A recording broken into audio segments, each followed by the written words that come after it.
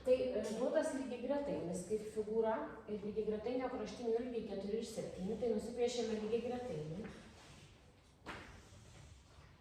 Viena kraštinė 4, kita kraštinė 7. O viena įstrižainė 2 cm ilgesnė už kitą, tai reiškia dar man reikės ir įstrižainių. Dabar lygiagretainis buvo ABCD. Įvardiju raidėmis ABCD. Ir dabar mums prašo nustatyti vektorių AC ir BD ilgius. Tai dabar geometrinėje figūroje vektoriaus ilgis tai yra lygus tos atkarpos, kurią jūs realiai matote ilgiui. Taip? Tai man reikia lygiagretainio įstrižainių, taip? Nu, kad ilgius surasti. Tai man reikia lygiagretainio įstrižainių. Turite prisiminti, ir jums per egzaminą bus geometrija tik tai per vektorius. Reiškia, vektorių uždaviniuose, kiek reikės taikyti geometrijos žinių iš 10 klasės, tiek reikės. Tai va čia yra ta vieta, kur reikia. Kad lygiagretainio įstrižainių kvadratų suma, įstrižainės žymiu D1, D2,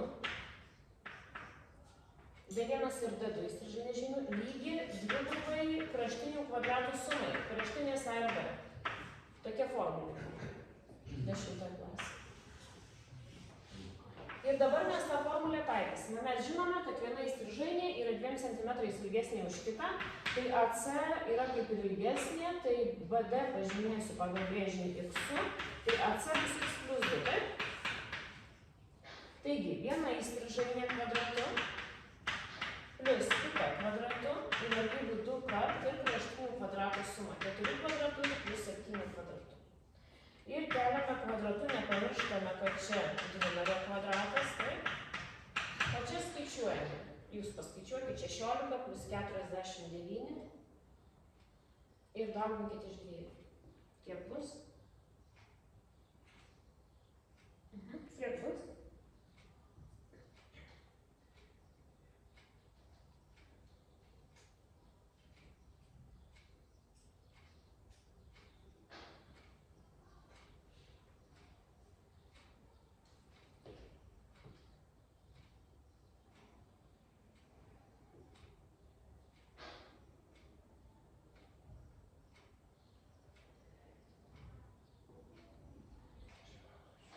Kiek bus?